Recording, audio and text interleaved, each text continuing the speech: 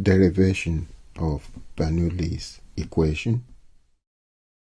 Bernoulli's equation derived in 1738 by Daniel Bernoulli, born in 1700, died in 1782, Swiss mathematician and physicist. Bernoulli's equation described the relationship between the pressure, velocity, and height of a flowing fluid. Fluid is matter that flows, such as liquid or gas. Bernoulli's equation helps us to understand a lot about the flow of fluid. Pressure plus rho v squared over 2 plus rho gh equals constant along a streamline, where P is static pressure and this is the dynamic pressure and this one is the hydrostatic pressure. The static pressure is fluid pressure and the dynamic pressure is the fluid kinetic energy per unit volume, and the hydrostatic pressure is the pressure exerted by the fluid due to gravity, where V is the velocity of fluid, H is the fluid's height from a reference level, G is the acceleration due to gravity or gravitational field strength, rho is the density of fluid. This is Bernoulli's equation and it's called the pressure form because you got the pressure here. And if we divide this equation here by rho, we will get this equation and we call that energy form.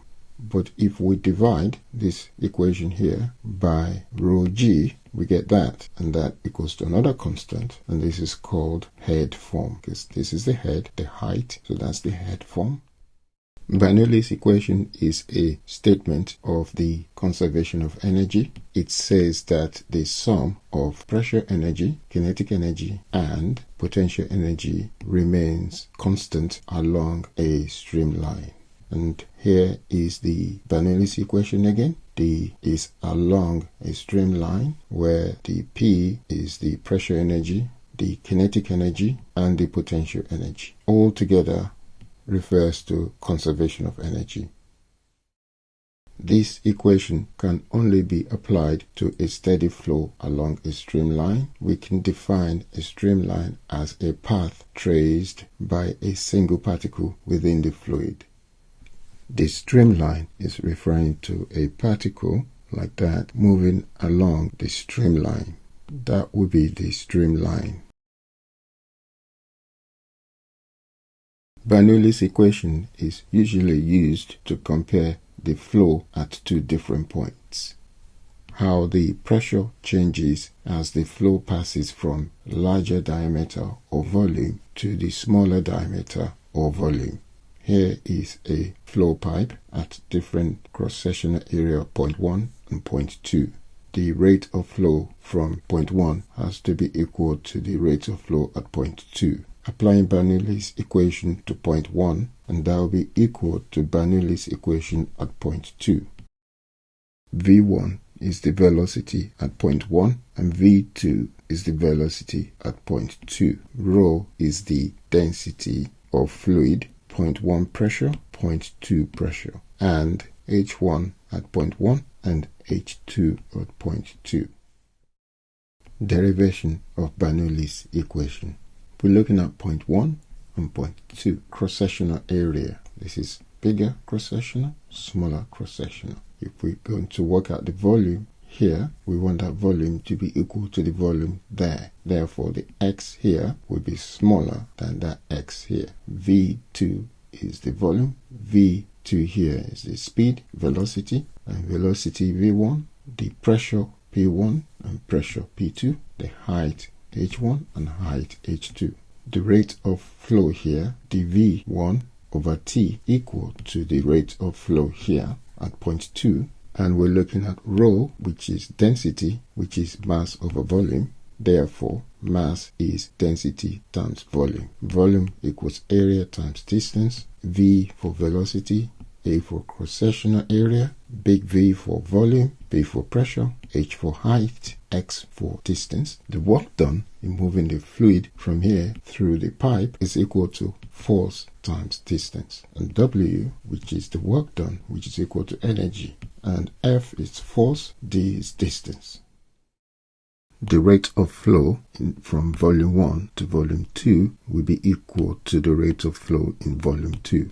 Therefore, we know what V1 is, the volume here. The volume should be equal to the volume of V2. So V1 is equal to V2, which equals to V. If we replace volume, cross-sectional area times the distance, same for the V2, the volume there, cross-sectional area of 0.2 times the distance x2. The area is constant, or the area are constant, so we take it out. That equals to area dx over dt and area dx over dt. This one is the x1 over dt, that's the velocity v1, and this is the x2 over dt, that's velocity v2.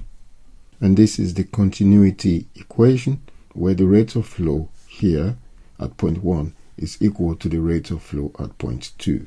Which means that if the area is bigger, that means the velocity must be smaller. If this area is smaller, that velocity must be bigger. Continuity equation to hold for that to be equal to the other one. Applying the continuity equation, now we can say that the work done is equal to force times distance, where the distance is x, that x and that x. So we're trying to push the fluid along here, and the work done here should be equal to the work done there. So at point 1, the work done is equal to force 1, distance 1, the force here, pushing the volume of liquid along. And the work done at point 2 will also be equal to force 2 d2. But pressure is force over area, therefore force is equal to pressure times area. The area here is the cross-sectional area. Work 1 done at point 1, if I replace the force with PA, so I get P1, pressure 1 times area 1 times distance 1. And for work done at point 2 will be P2,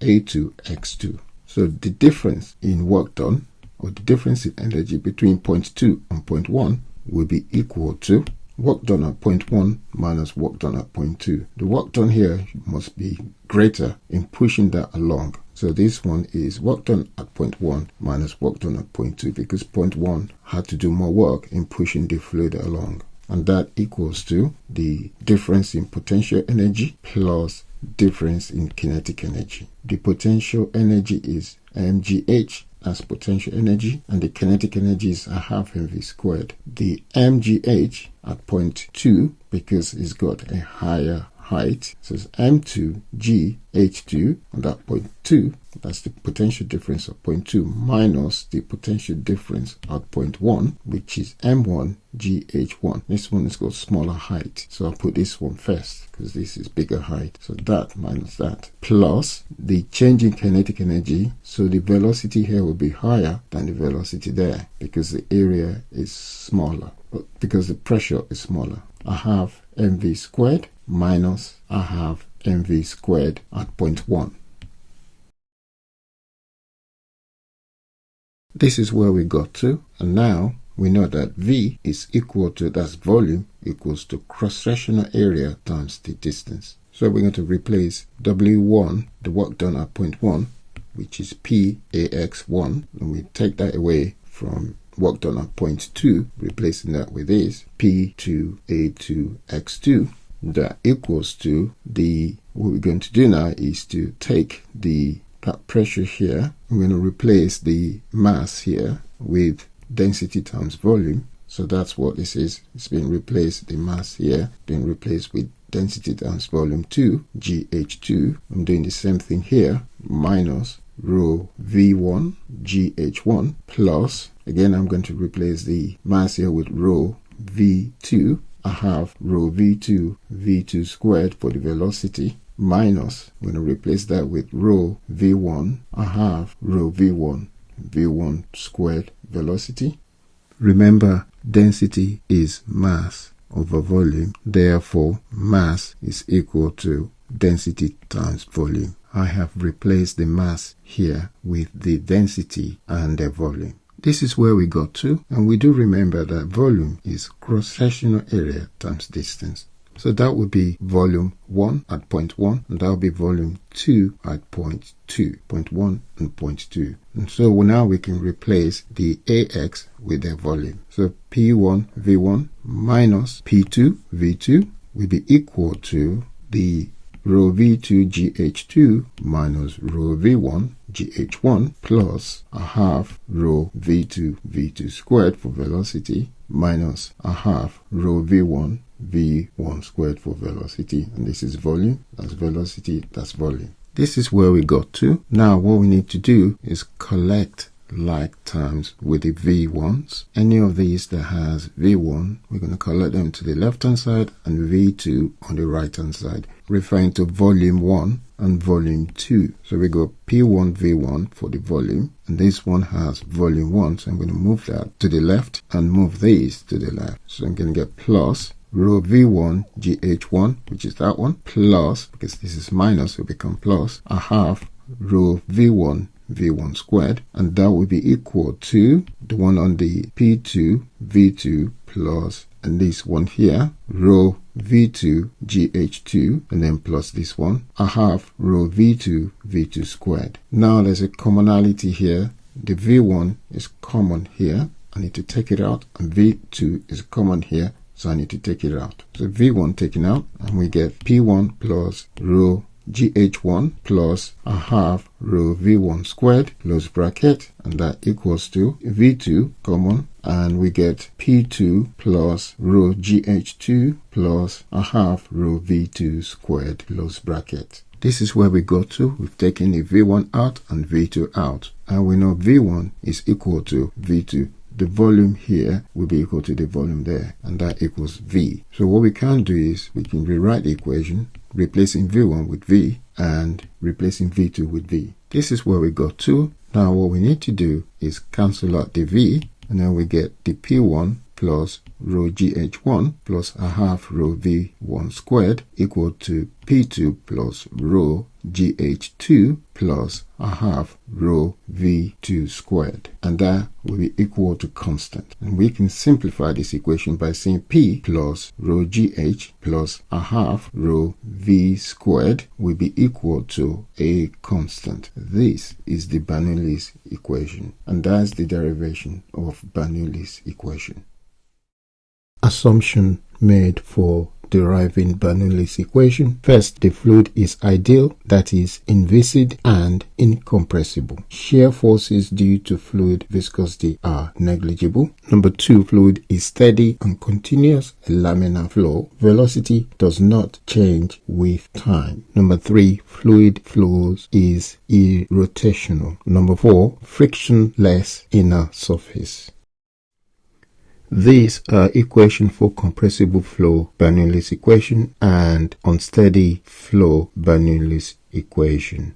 Now, writing the Bernoulli's equation in the pressure form, this is Bernoulli's equation in the pressure form because we've got pressure here. Now, if we divide the equation by rho, we get the Bernoulli's equation in the energy form. Just by dividing the whole equation by rho, we get a new constant, and the Bernoulli's equation can be represented in the energy form. Or if you divide equation 1 by rho g, we get the Bernoulli's equation in the head form. And because it's h here, the height, which is the head from the reference level, and so it's called the head form.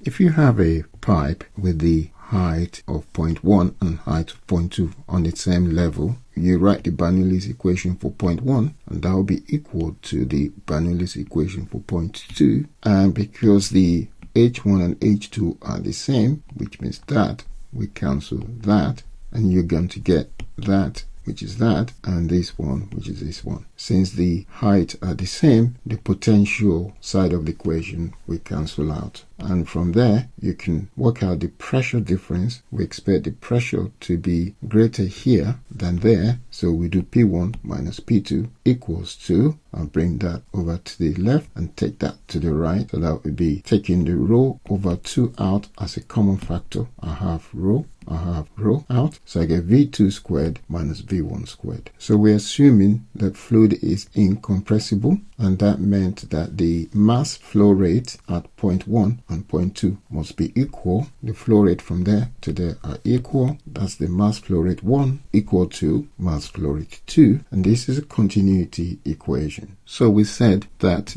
we assume the fluid is incompressible, and we got this equation, and we said that the mass flow rate at point 1 and point 2 must be equal, and we said that m.1 must be equal to m.2. This is continuity equation, and that is preserving conservation of mass. And we now say that the mass flow rate 1 is the density times the cross-sectional area times the velocity 1 will be equal to the mass flow rate 2, which is the density times the cross-sectional area 2 times velocity 2. This is velocity, not volume. And that equals mass flow rate. And that mass flow rate is equal to the product of the fluid density, which is rho, pipe cross-sectional area, which is A, and the fluid velocity, which is V. And the rho are the same, so they cancel out. And then we get the A1 V1, which is equal to A2 V2, and we can rearrange by making V2 the subject, and that would be V1 open bracket close bracket A1 over A2, which means that the V2 must be bigger than V1 for this, because A2 is smaller, A1 is bigger, therefore V2 must be bigger, and since V1 has to be smaller for this equation to hold.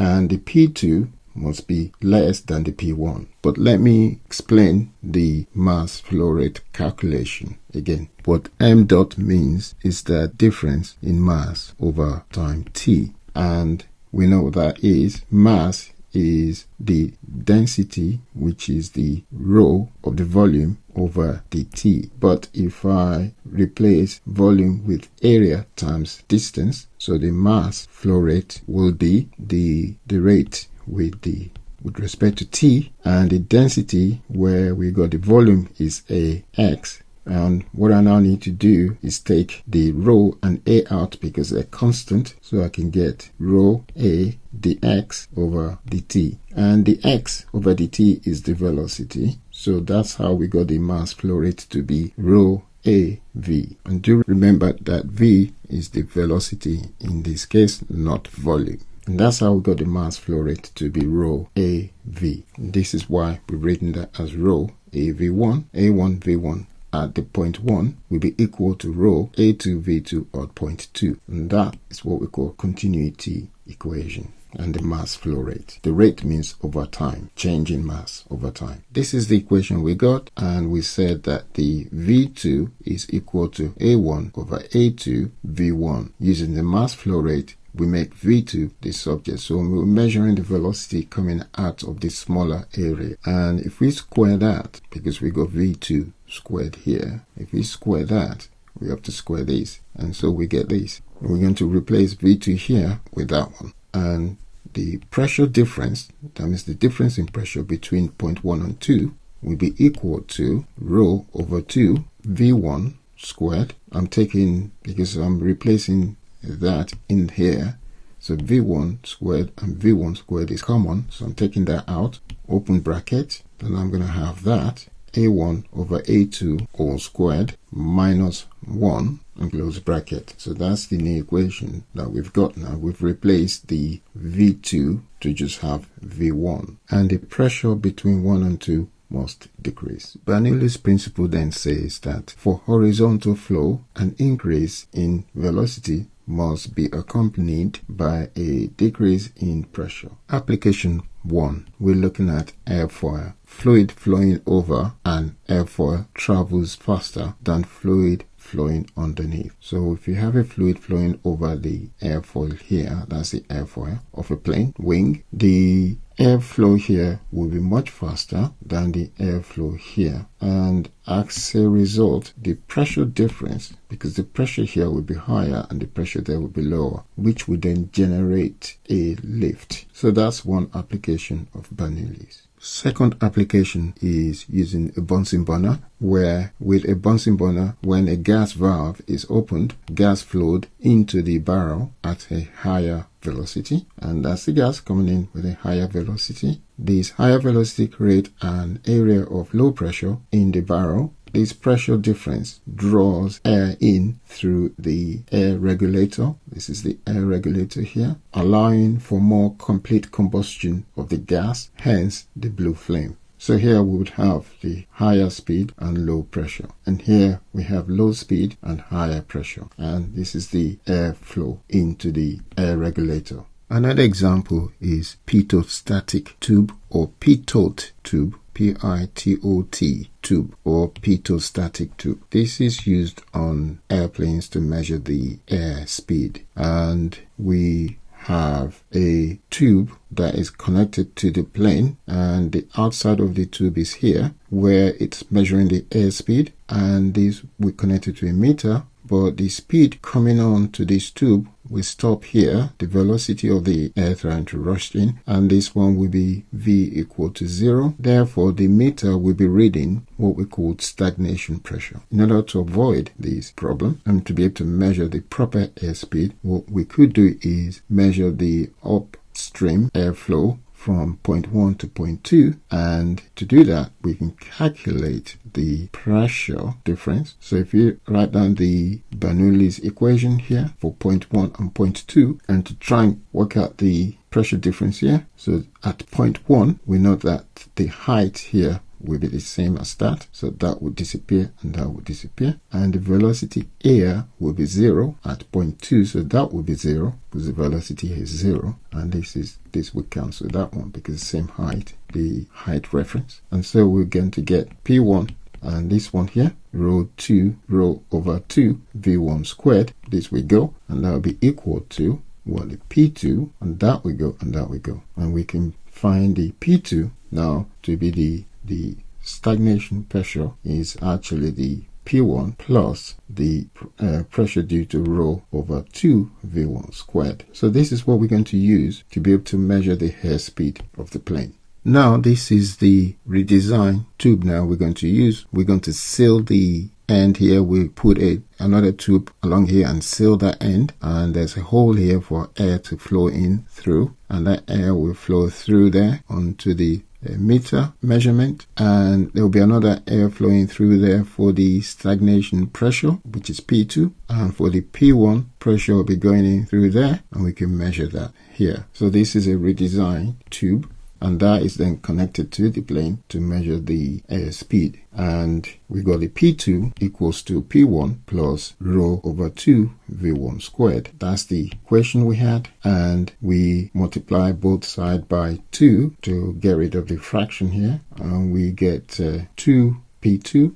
equals to 2P1 plus rho V1 squared, because if you times that by 2, that 2 will cancel out. Times this by 2, times that by 2. We want to measure the velocity now of air speed, and that would be, take that to that side, so you get 2P2 minus 2P1 will be equal to rho V1 squared. Now we want to take 2 out here as a common factor and divide both sides by rho, so we know V1 squared will be equal to 2 open bracket P2 minus P1 close bracket over rho, and I want to square root both sides to find V1, and V will now be equal to the square root of 2 open bracket P2 minus P1 close bracket over rho, and that's the velocity of the airspeed V1.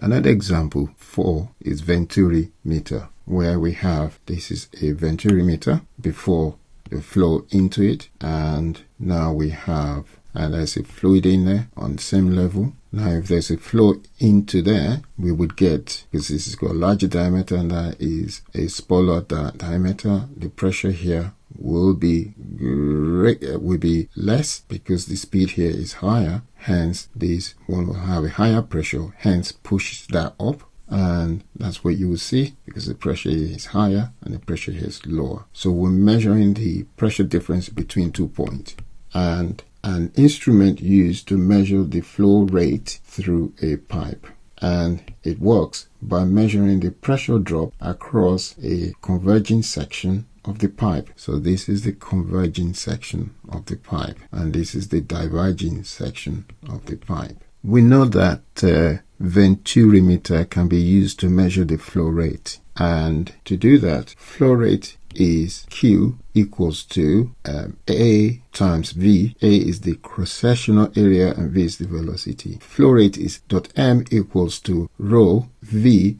times A. But if I divide M with rho, I get Q. So Q is M dot over rho. And that's why we have V1, A1 at point 1. The flow rate flowing through here, we're trying to measure that flow rate. And the pressure drop equation that we derived earlier, which is pressure difference between 2 points, is going to be rho V1 squared over 2 times the ratio of A1, A2 squared minus 1. And if we multiply both sides by 2 to get rid of that 2, we get this equation here. And we get that. And so what we now need to do is to make V1 squared the subject, which means I need to divide the left-hand side by rho and the ratio of the area minus 1. The ratio of the area squared minus 1. And that equal to V1 squared. And I need to square root both sides to get V1, which is the square root of that. Now I know V1, I can multiply V1 by the cross-sectional area of A1 to get the flow rate. Flow rate is A1 times V1. The divergence section, this is the divergence section, and the divergence section is longer, this is longer than the convergence section. This is the convergence section to reduce any flow separation and keep energy losses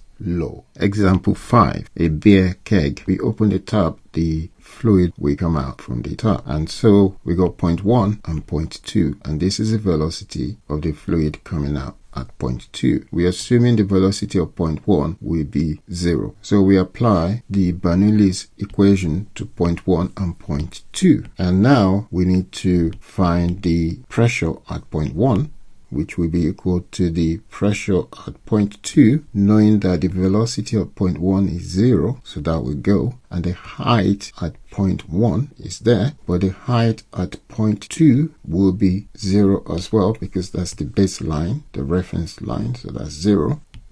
But the pressure at P1 will be equal to the pressure at P2, because this is atmospheric pressure, and that's atmospheric pressure. The velocity V1 is 0, and therefore that is 0. That we cancel, the P1 and P2 we cancel each other, and so we're left with this one here, rho GH1, which will be equal to rho V2 squared over 2 plus the rho GH2.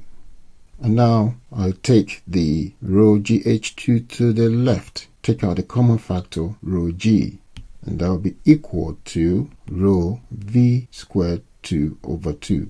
And now I'm multiplying both sides by 2 and cancel out the rows. So I get 2g h1 minus h2 equal to v2 squared. But we know that h2 is the reference level, so that will be 0. h2 is 0. Therefore, we get 2gh, this is the height from point 1 to the reference level, will be equal to v squared 2 at point 2. Therefore, the velocity of at 2 will be equal to the square root of 2gh in a keg.